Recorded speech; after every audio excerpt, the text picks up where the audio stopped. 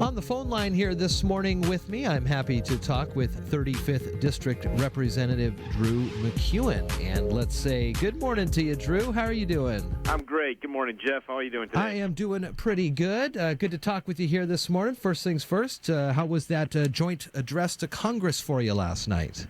Did you watch it? No, I didn't, Oh, candidly. We were on the House floor here, and then I got done with that, and I needed to attend to some other business, and so I've just heard some snippets. I have not read the full deal on it, and I did not get to see it last night. That happens occasionally. Well, you were doing the people's work, so I guess I'll give you a pass on this one. All right. What else has been going on with you in the legislative session? Yep, so we're on the House floor voting. We're in the bringing the first half of session to a close, so Senate is on the floor as well, and each chamber are passing its respective bills off to send to the other chamber, and we'll finish that up the end of next week, and then that also really helps to shape budget discussions as you know what policy is and isn't moving, and that helps to kind of start to narrow things down a bit more. So that's the process we're in. We kind of take a slow approach to getting the train out of the station, do a lot of bipartisan bills first and things that don't really grab attention or grab headlines, and they get voted out 98-0, 97-1, things like that. So nothing real earth-shattering here in the last couple of days, although I would point out the final vote the Senate took yesterday that I'm encouraged by is to address the Hearst decision, which was a state Supreme Court decision that in a nutshell would make it very difficult for counties like Mason County to ever develop anything further, because it would have major restrictions on developing new water wells. And the Senate passed a bill last night to fix that situation, and that'll come over to the House here, and it's going to be a little tougher in the House, but I'm hoping we can sure get that through, or it's going to be, like I said, it'll be tough for rural counties to develop any further. So this will be, I don't know other way to say this, but push back to what the Supreme Court made their decision on, or is to refine the language a little bit more? Yeah, it's to exempt, in a nutshell, and I have not read the Senate bill yet, so I don't know everything that it does, but in a nutshell, to exempt a number of counties out of portions of the GMA, which would then exempt it from that Hearst decision.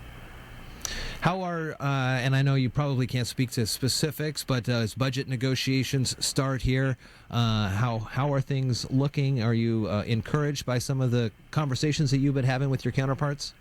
So we take a pause right now while we're on the floor, just because the schedules get erratic and It's hard to put things together. So we take a pause while we are on the floor here for this week and next week. But prior to that, I was representing the House Republicans in the Senate negotiations, and starting to work across the rotunda, as we say, with the Senate and developing the budget. And so those were going very well, and like I said, we take a pause now, and we'll resume those in about a week and a half.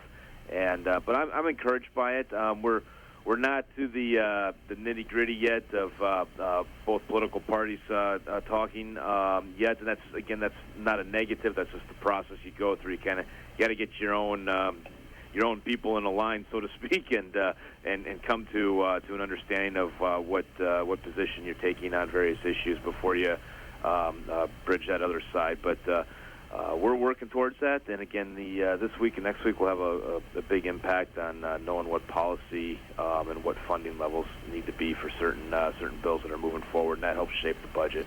Do you have any upcoming opportunities for your constituents to meet or talk with you that we can pass along? Yeah, so I'm going to be doing a town hall with Representative Dan Griffey up in Seebeck in 2 weeks, and that one is scheduled, and we're working on a couple of other locations. As you know, we represent Kitsap, Mason, and Thurston, so we try to spread around a little bit so make it convenient for people. But that one is scheduled, and I will be doing something in the central Mason area here in the near future. Don't have that nailed down yet, and it's a little tough at the moment because of the way our scheduling is. So I might wait until we're through this floor session time and then pick that out. But we will have that and get that over to you as soon as we have it scheduled. 35th District Representative Drew MacEwen calling in today on Daybreak, and thank you so much, Drew, and good talking with you, and thanks for continuing to do the people's work in Olympia. Hey, thank you much. Have a great day. Have a good one.